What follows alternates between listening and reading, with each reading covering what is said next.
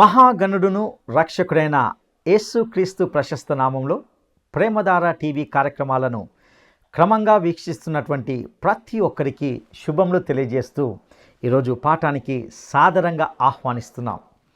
ఈరోజు మనము లేవియకాండము 8వ అధ్యాయాన్ని ధ్యానించుకోబోతున్నాం.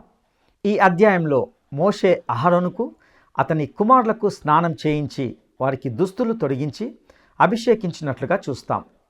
ఈ సమయంలో అహరోనుకును అతని కుమారులకును కొన్ని ప్రత్యేక ఆజ్ఞలను ఇవ్వడం జరిగింది. ఇందులో ఇత్తడి బలిపీఠంను గూర్చి మరియు ఇత్తడి గంగాళంను గూర్చిన ప్రస్తావనను చూస్తాం. వాటి యొక్క ఆధ్యాత్మిక అర్థాలను కూడా ఇందులో తెలుసుకుంటాం. యాజకులు అనగా లేవి గోత్రంను దేవుడు ప్రత్యేకంగా ఏర్పాటు చేసుకున్న వైనాన్ని గూర్చి ఇందులో వింటాం.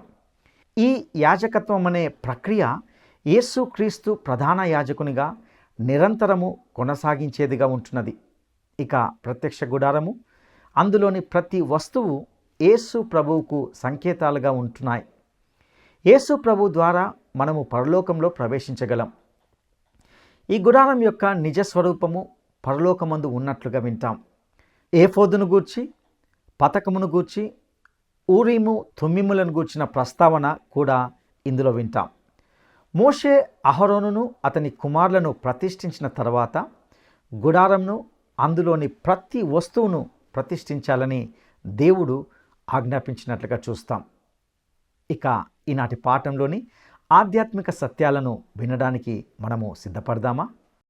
క్రీస్తునందు ప్రియ సోదరీ సోదరులారా, లేవియకాండం 8వ అధ్యాయం చాలా ఆసక్తిదాయకమైనది. యాజకులను ప్రతిష్ఠించేటప్పుడు సమాజమంతా చూస్తున్నారు. అహరోనుకు అతని కుమారులకు స్నానం చేయించారు. ప్రధాన యాజకునికి దుస్తులు తొడిగించారు. అతన్ని అభిషేకించారు. అలాగే అహరోను కుమారులు కూడా ఈ ప్రతిష్ఠా కార్యక్రమంలో పాల్గొన్నారు. వారు అభిషేకించబడ్డారు. అహరోనుకు అతని కుమారులకు కొన్ని ప్రత్యేక ఆజ్ఞలు ఇవ్వబడినాయి. దైవ సేవకులను, యాజకులను సేవ కోసమై ప్రతిష్ఠిస్తారు. ఈ రోజున కూడా సంఘాలు కాపరులను ప్రతిష్ఠించడం జరుగుతుంది. హెబ్రీ పత్రిక 7వ అధ్యాయం 28వ వచనం, ధర్మశాస్త్రము బలహీనతలు గల మనుష్యులను యాజకులుగా నియమిస్తుంది. గాని ధర్మశాస్త్రమునకు తరువాత వచ్చిన ప్రమాణపూర్వకమైన వాక్యము నిరంతరము సంపూర్ణ సిద్ధి పొందిన కుమారుణ్ణి నియమించింది. గనుక ఈయన ఆ ప్రధాన యాజకుల వలె మొదట తన సొంత పాపముల కొరకు, తరువాత ప్రజల పాపముల కొరకు దినదినము బలులను అర్పించవలసిన అవసరము గలవాడు కాడు. తనను తాను అర్పించుకున్నప్పుడు ఒక్కసారే ఈ పని చేసి ముగించాడు. ఇప్పుడు 8వ అధ్యాయంలో యాజకులను గమనించండి. ఇత్తడి గంగాళాన్ని చూడండి. ఇత్తడి బలిపీఠము వద్ద దేవుడు పాపి యొక్క పాపానికి పరిష్కారం చేశాడు. పాపి రక్షించబడ్డాడు. అయితే ఈ పాపి పరిపూర్ణుడు కాడు. అడపాదడపా పాపం చేసే సాధ్యత, స్వభావం అతనిలో ఉన్నది. అందుకే రక్షించబడిన పాపి మరల ఇత్తడి గంగాళం వద్ద కడుక్కోవాలి. యేసు నడుముకు తువాలు కట్టుకొని శిష్యుల పాదాలు కడగటంలో అర్థమిదే. ఇత్తడి గంగాళం యేసు రక్తాన్ని సూచిస్తున్నది.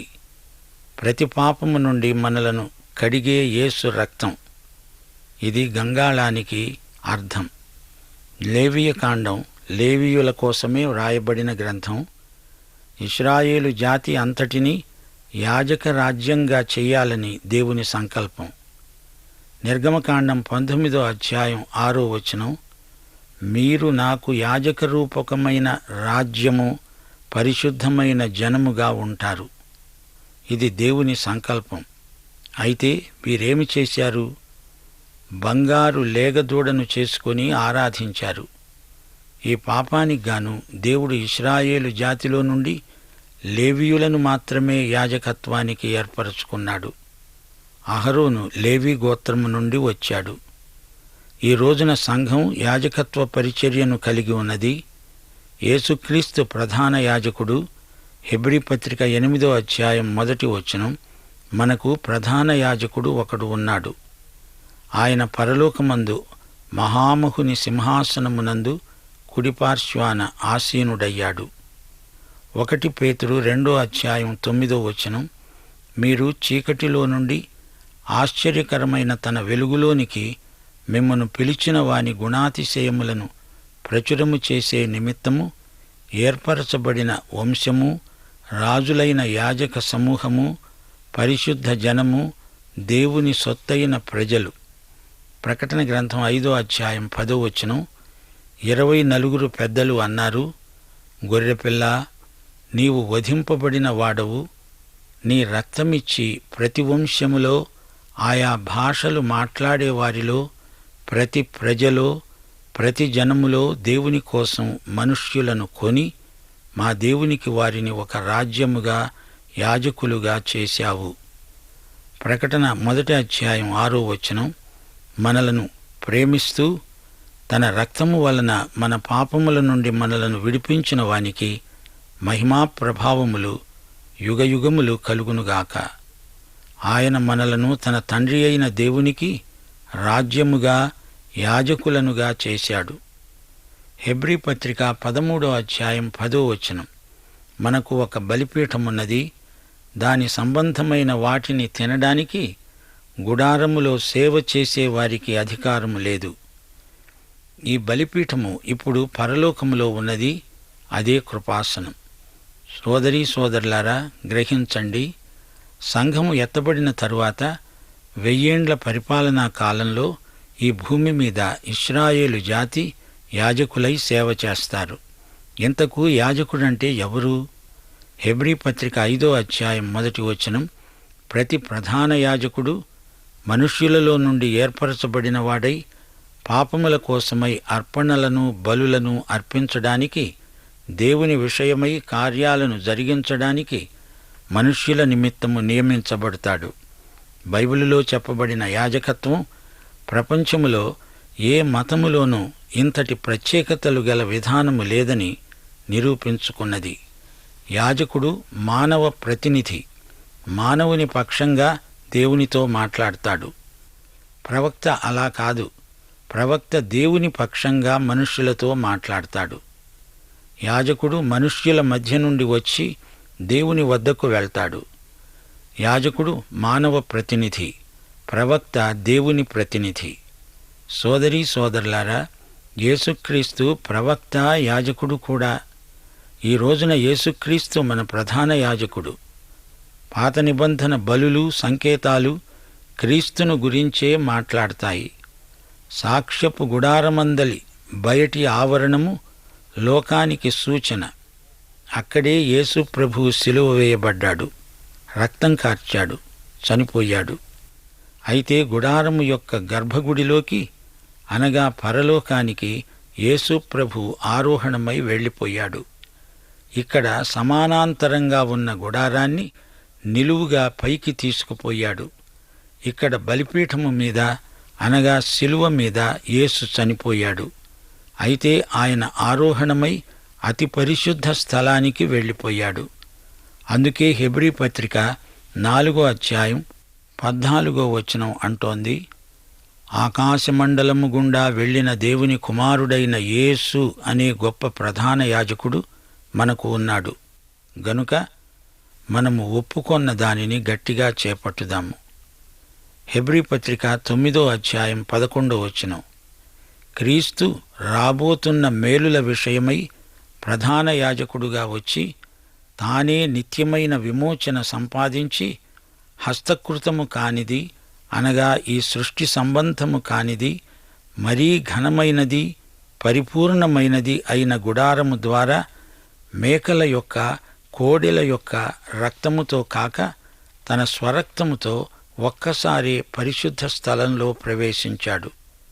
అలాగే హెబ్రీ పత్రిక 8:1-2 మనకు ప్రధాన యాజకుడు ఒకడు ఉన్నాడు. ఆయన పరిశుద్ధాలయమునకు, అనగా మనుష్యుడు కాక ప్రభువే స్థాపించిన నిజమైన గుడారమునకు పరిచారకుడై ఉండి పరలోకమందు మహామహుని సింహాసనమునకు కుడిపార్శ్వమున ఆసీనుడయ్యాడు. హెబ్రీ పత్రిక 9వ అధ్యాయం 23, 24 వచనాలు. పరలోకమందున్న వాటిని పోలిన వస్తువులు ఇట్టి బలుల వలన శుద్ధి చేయబడవలసి ఉన్నది. కాని పరలోక సంబంధమైనది వీటికంటే శ్రేష్టమైన బలుల వలన శుద్ధి చేయబడవలసి ఉన్నది. అందువలన నిజమైన పరిశుద్ధ స్థలమును పోలి హస్తకృతమైన పరిశుద్ధ స్థలములో క్రీస్తు ప్రవేశింపలేదు. కాని ఇప్పుడు మన కోసం దేవుని సముఖమందు కనపడడానికి పరలోకమందే ప్రవేశించాడు. సోదరీ సోదరులారా, యేసు ప్రభువు ఇప్పుడు పరలోకములో ఉన్నాడు. మన విశ్వాసమందలి వాస్తవికతను గుర్తించండి. యేసుక్రీస్తు ద్వారా మనము పరలోకములో తండ్రి వద్దకు ప్రవేశించగలం. ఈ రోజున ఈ గుడారము యొక్క నిజస్వరూపం పరలోకములో ఉన్నది. ఇప్పుడు లేవియ కాండంలో 8వ అధ్యాయంలో చూడండి. యెహోవా మోషేకు ఆజ్ఞాపించాడు అని 12 సార్లు పేర్కొనబడింది.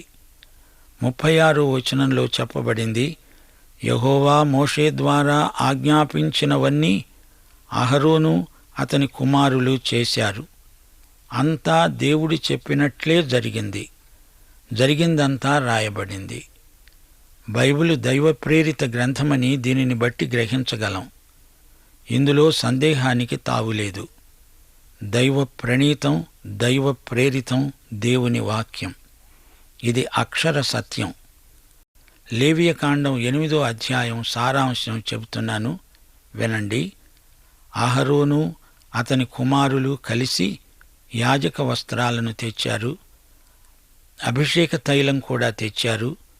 పాప పరిహార బలి కోసం కోడెను, 2 పొట్టేళ్లను, గంపెడు పొంగని భక్ష్యాలు తెచ్చారు.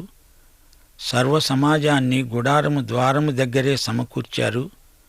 మోషే దేవుని ఆజ్ఞను ప్రజలకు వినిపించాడు. మోషే అహరోనుకు అతని కుమారులకు యాజక స్నానం చేయించాడు. మోషే దేవుని ఆజ్ఞానుసారంగా అహరోనుకు చొక్కా తొడిగించాడు, దట్టి కట్టాడు, నిలువుటంగి వేశాడు. ఎఫోదును తొడిగించి విచిత్రమైన నడికట్టును కట్టించి దానితో ఎఫోదును బిగించి పతకం వేసి అందులో ఊరీము తుమ్మీము ఉంచి తలకు పాగా పెట్టి ఆ పాగా మీద అతని నొసట బంగారు రేకు కట్టాడు. అభిషేక తైలంతో మందిరములో ఉన్న వస్తువులన్నిటినీ అభిషేకించాడు, వాటిని ప్రతిష్ఠించాడు. బలిపీఠము మీద 7 సార్లు అభిషేక తైలాన్ని ప్రోక్షించాడు.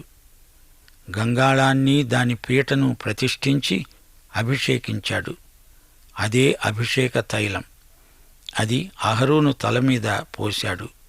అతన్ని ప్రతిష్ఠించి అభిషేకించాడు. అలాగే అహరోను కుమారులకు చొక్కాలు తొడిగించాడు, దట్టీలు కట్టించాడు, కొళ్ళాయిలు పెట్టాడు. పాప పరిహార బలి ఇయ్యడానికి ఒక కోడెను తెచ్చాడు. దానిమీద అహరోను కుమారులు చేతులుంచారు. కోడె వధించబడింది. మోషే ఆ కోడె రక్తంలో వేలు ముంచి ఆ రక్తాన్ని బలిపీఠపు కొమ్ముల చుట్టూ చమ్మిరాడు. బలిపీఠము అడుగున రక్తం పూసి బలిపీఠాన్ని ప్రతిష్ఠించాడు. దాని అడుగున రక్తం పోశాడు.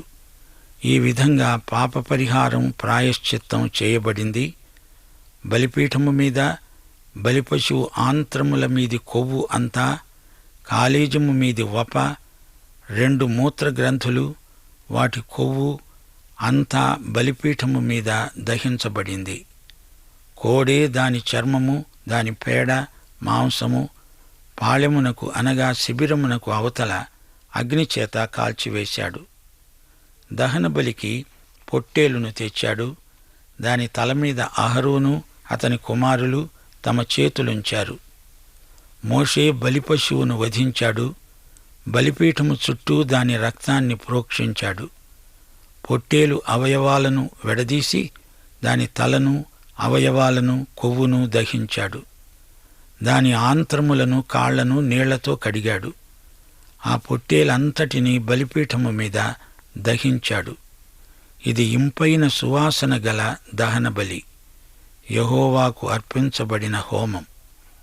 అప్పుడు 2వ పొట్టేలును తెచ్చాడు. అది ప్రతిష్ఠితమైన పొట్టేలు.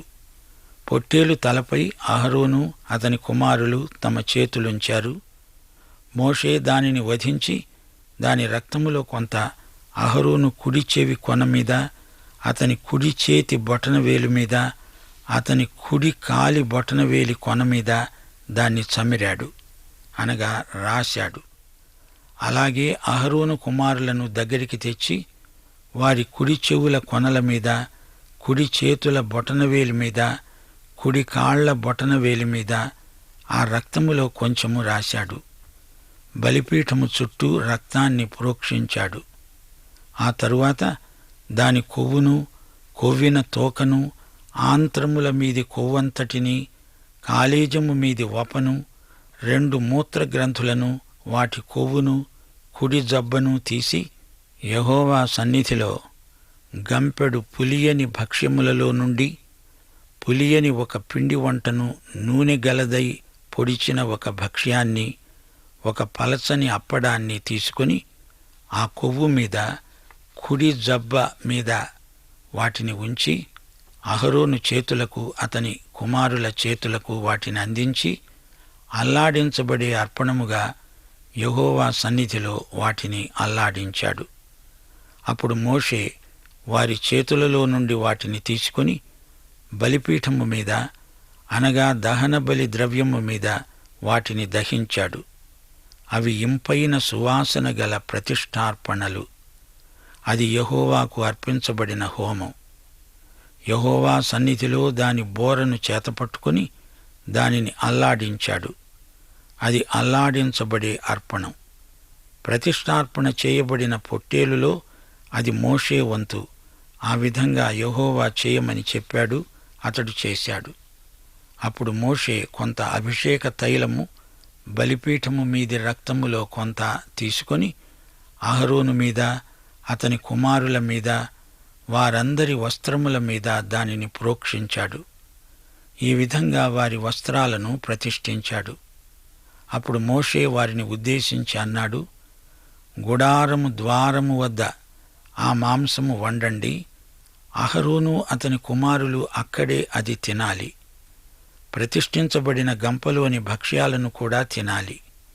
వారు తినగా మిగిలినది అగ్నిచేత కాల్చివేయాలి. ప్రతిష్ఠ దినములు 7 రోజులు. వీరు ఆ 7 రోజులు గుడార ద్వారము దగ్గరే ఉండిపోవాలి. 7 రోజులు మోషే ప్రతిష్ఠ కార్యక్రమాన్ని నిర్వహిస్తాడు. ఈ విధంగా ప్రాయశ్చిత్త కార్యక్రమం జరిగించాలని మోషేకు దేవుడు ఆజ్ఞాపించాడు. 7 రేయింబగళ్ళు యెహోవా విధించినట్లు వారు ప్రత్యక్షపు గుడారము దగ్గరే ఉండాలి. అలా ఉండకపోతే వారికి మరణం ప్రాప్తిస్తుంది. సోదరీ సోదరులారా, గుడారమును, అందులోని ప్రతి వస్తువును ప్రతిష్ఠించాలని దేవుని ఆజ్ఞ. యాజకుల ప్రతిష్ఠా కార్యక్రమాన్ని సర్వ సమాజము చూచారు. దేవుడు బలహీనులైన మానవులను ఎన్నుకొని తన ఘనమైన సేవకు ప్రత్యేకించుకుంటాడు. అవును, దేవుడు బలహీనులైన మానవ మాత్రుల ద్వారానే తన సేవ జరిగించుకుంటాడు.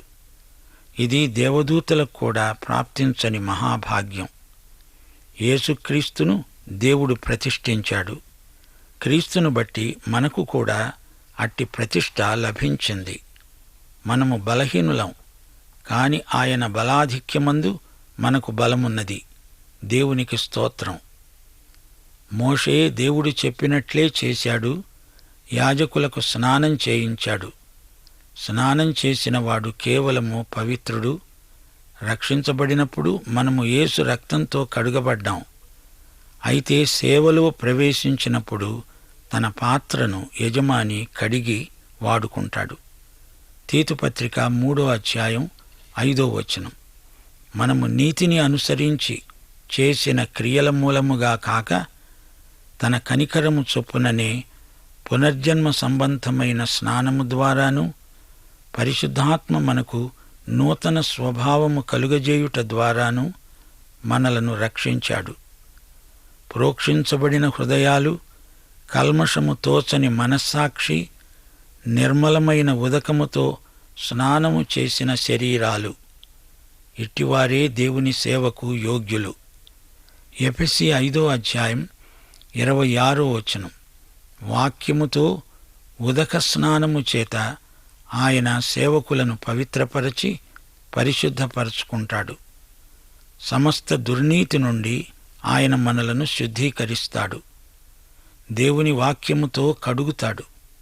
స్నానము చేసినవాడు పవిత్రుడు, అట్టి పవిత్రులే సేవకు అర్హులు. సోదరీ సోదరులారా, గమనించండి, యాజకుల దుస్తులు ఎంతో ఆకర్షణీయమైనవి. చొక్కా, నడికట్టు, తలపాగా, లాగులు ఇవన్నీ తెల్లనివి.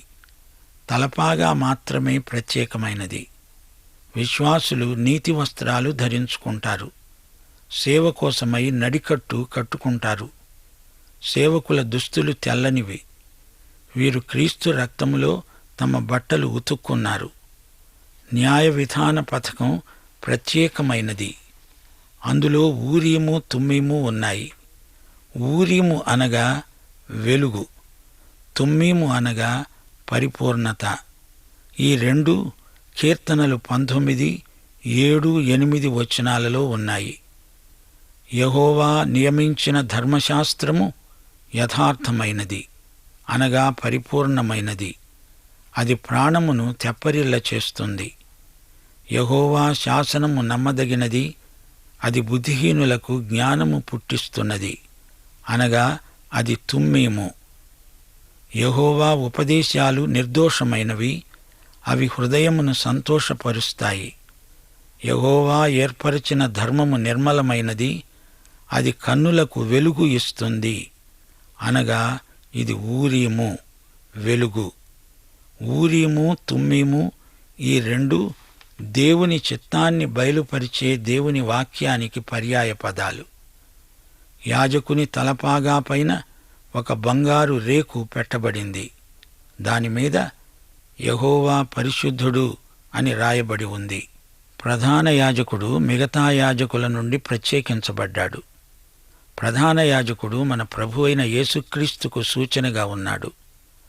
రోమాపత్రిక 5:10 మనము శత్రువులమై ఉండగా ఆయన కుమారుని మరణము ద్వారా మనము దేవునితో సమాధానపరచబడిన ఎడల సమాధానపరచబడిన వారమై ఆయన జీవించుట చేత మరి నిశ్చయముగా రక్షించబడతాము. యోహాను శుభవార్త 14:19 నేను జీవిస్తున్నాను గనుక మీరు జీవిస్తారు. పాఠం ఇంతటితో సమాప్తం. ప్రార్థన చేసుకుందాం. ప్రియమైన తండ్రి, ఈ రోజున నీవు మాలో ప్రతి ఒక్కరితో మాట్లాడిన ప్రతి మాట ఎంతో అమూల్యమైనది. ఈ వాక్య సత్యాలను మా జీవితాలకు అన్వయించుకోవడానికి మాకు ప్రత్యేక కృప దయచేయండి. యాజకులు వారి యొక్క సేవ ఎలాంటిదో మీ ఆత్మ ద్వారా మాకు బయలుపరిచారు. మేము కూడా నూతన నిబంధన యాజకులమై నీ మహిమార్థమై జీవించడానికి కృప సమృద్ధిగా మాకు అనుగ్రహించుమని యేసుక్రీస్తు వారి దివ్యనామమున ప్రార్థన చేస్తున్నాము తండ్రి. ఆమేన్. ప్రియులారా, ఇంతవరకు మనము లేవియ కాండము 8వ అధ్యాయం నుండి ఎన్నో ఆధ్యాత్మిక సత్యాలను నేర్చుకుని ఉన్నాం. అహరోనుకు అతని కుమారులకు నీళ్లతో స్నానం చేయించిన తరువాత వారికి యాజక వస్త్రాలను ధరింపచేసి అభిషేక తైలంతో వారిని అభిషేకించినట్లుగా చూశాం. వీరితో పాటు గుడారంను అందులోని ప్రతి వస్తువును ప్రతిష్ఠించినట్లుగా విన్నాం. దీని ద్వారా మనము నేర్చుకునే పాఠం ఏమిటంటే, దేవుడు బలహీనమైన మానవులను ఎన్నుకొని తన ఘనమైన సేవకు ప్రత్యేకించుకుంటాడు. వారి ద్వారా తన సేవ జరిగించుకుంటాడు. సేవలో ప్రవేశించినప్పుడు ఆయన తన పాత్రలను కడిగి వాడుకుంటాడు. ఇందులో న్యాయ విధాన పథకం, అందులోని ఉరీము తుమ్మిముల వివరణ గూర్చి విన్నాం. ఉరీము అనగా వెలుగని, తుమ్మిము అనగా పరిపూర్ణతని తెలుసుకున్నాం. ఇవి రెండు కూడా దేవుని చిత్తమును బయలుపరిచే దేవుని వాక్యమునకు పర్యాయ పదములని నేర్చుకున్నాం. ఈ బలుల నియమాలన్నీ యేసులో నెరవేరాయి. యేసు ఇప్పుడు పరలోకమందున్నాడు. ఇదే మన విశ్వాసానికి ఆధారం. యాజకుల సంపూర్ణ సమర్పణ దేవునికి ఇంపైన సువాసన గల హోమం. విశ్వాసుల రక్షణ వస్త్రాలు క్రీస్తు రక్తంలో శుద్ధి చేయబడి ప్రోక్షించబడ్డాయి. సంపూర్ణమైన బలియాగంగా, సర్వాంగ హోమముగా మన జీవితాలు దేవునికి ప్రతిష్ఠించబడ్డాయి. ప్రియులారా, ఈ సత్యాలు నీ జీవితానికి అన్వయించుకున్నావా? ఆయన వాడుకోవడానికి అర్హమైన పాత్రగా సిద్ధంగా ఉన్నావా? క్రీస్తు రక్తంలో కడగబడిన వ్యక్తిగా నీవు ఆయన సన్నిధిలో ప్రతిష్ఠించుకోగలవు. అటి కృప దేవుడు నీకు దయచేయునుగాక. దైవాశీస్సులు.